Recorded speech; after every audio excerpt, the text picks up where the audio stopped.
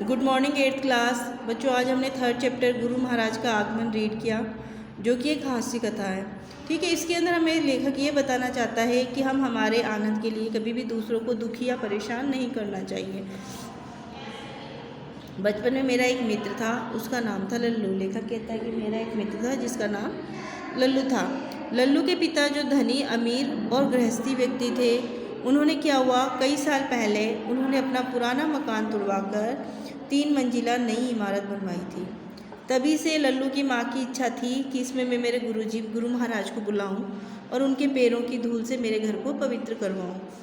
कुछ दिन बाद गुरु महाराज आ गए, लेकिन कैसा खराब दिन था। कुछ दिन बाद में गुरु महाराज आते हैं, लेकिन उस दिन क्या होता है, आकाश में काले बादलों की घटा छाई हुई थी। आंधी और पानी थमने का नाम ही नहीं ले रहा था। आकाश में क्या है, काले बादलों की घटा छाई हुई थी, आंधी और पानी जो है रुकने का नाम नहीं ले रहा था। अब गुरु महाराज को प्रवचन करते हुए, बातें करते हुए आधी रात हो गई।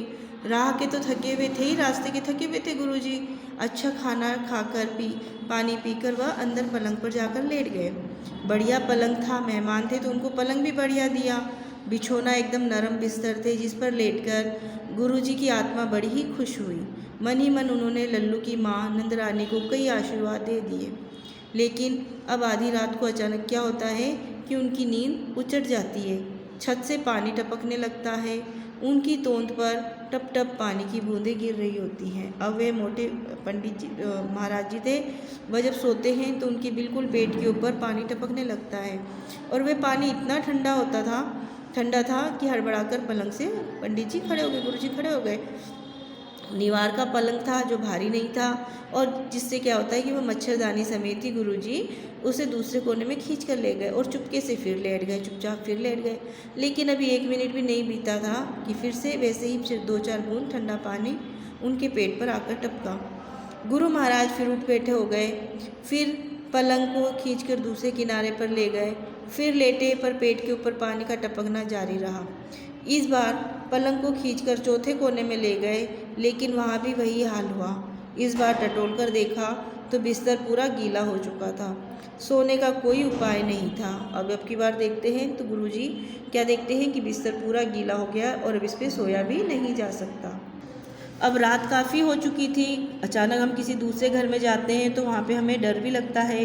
तो डरते हुए गुरुजी क्या करते हैं, बाहर बरामदे में आते हैं जहाँ पे एक लालटेन जल रही होती है, किंतु आदमी कोई भी नहीं था। वहाँ पे रात के समय एक लालटेन जलती, लेकिन आदमी कोई भी नहीं था। एक तरफ एक बेंच पड़ी हुई थी, एक तरफ वो देखते हैं कि एक बेंच पड़ी हुई है जिस पर लाचार मजबूर होकर गुरुजी बैठ जाते हैं। आधी धोती खोलते हैं और अपने शरीर को अच्छे से ढक लेते हैं। इसी समय एकाएक नया उपद्रव, उत्पात मतलब एक नई परेशानी सामने आ जाती है। बड़े बड़े मच्छरों ने जाने कहाँ से आकर उनके पास भिनभिनाना शुरू कर दिया। मच्छरों के काटने से जलन सी होने लगी। गुरुजी तेजी से उठकर वहाँ से भाग गए, पर मच्छरों ने उनका पीछा नहीं छोड़ा। गुरुजी बार बार लगातार इधर उधर हाथ पांव मारते थे, अंगोछा फटकार कर मच्छरों को भगाते थे, लेकिन किसी तरह उनके धावे को रोक नहीं पाते थे। गुरुजी की इस गोलाबारी से अगर 2-4 मच्छर मर भी जाते तो उनकी जगह लेने के लिए नई टुकड़ी आ जाती थी, मतलब नई फौज आ जाती थी और दुगने उत्साह से मच्छरों की फौज हमला कर देती। गुरुजी बरामदे में इस किनारे से उस किनारे तक भाग रहे थे। सर्दी का मौसम था और उनके शरीर से पसीने छूट गए। अब दूर कहीं दीवार पे लगी घड़ी में टन टन करके 4 बजे। इतना भागदौड़ होते हुए रात की सुबह की 4 बज जाती है। गुरुजी नाराज होकर मच्छरों से कहते हैं, काटो, अब जी भरकर काट लो, अब मेरे हाथ पांव नहीं चलते। इतना कहकर वे एक तरफ दीवार का सहारा लेकर जमीन पर बैठ गए।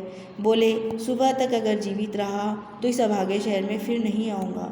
सुबह जो गाड़ी मिलेगी उसी से अपने घर भाग जाऊँगा। अब क्या होता है, गुरुजी थक जाते हैं, थक हार के एक तरफ बैठ जाते हैं और मच्छरों को कहते हैं कि अब तुम्हें जितना काटना है काट लो, लेकिन अगर सुबह तक मैं जीवित रहा तो सुबह ट्रेन पकड़ के मैं यहाँ से चले जाऊँगा और इस अभागे मतलब दुर्भाग्य भरे शहर में दोबारा कभी नहीं आऊँगा। यहाँ तक हमने चैप्टर रीड किया था। यहाँ तक बच्चों आप भी अच्छे से चैप्टर रीड करोगे, डिफ़िकल्ट वर्ड को अंडरलाइन करोगे, जो क्वेश्चंस आपको नज़र आते हैं उनके नीचे अंडरलाइन करोगे। बाकी बचा हुआ चैप्टर मैं नेक्स्ट क्लास में पढ़ाऊँगी। Thank you.